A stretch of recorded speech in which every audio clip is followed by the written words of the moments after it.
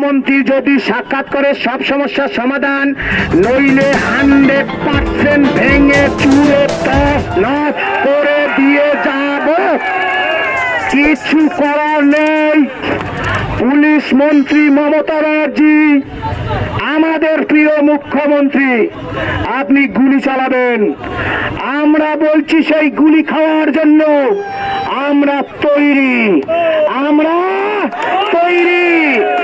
Police প্রশাসন, মাননীয় ACP, মাননীয় ডিসিপি এবং সিপি স্যার, আপনারা এখানেই বসুন। রাস্তা পাল্টাবো পরে, এখানেই বসুন। যখন সোজা হবে সোজা যাব, তারপরে কোথায় যাওয়ার কোথায় যাব, কিন্তু এই রাস্তা দিয়েই যাব, এই রাস্তা দিয়েই যাব।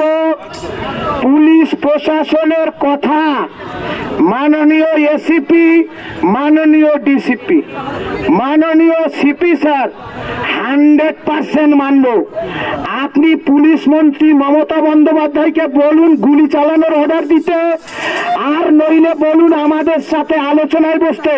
কোনো কন্ডিশন নেই। চাকরি চোর মমতা ব্যানার্জি, হায় হায়।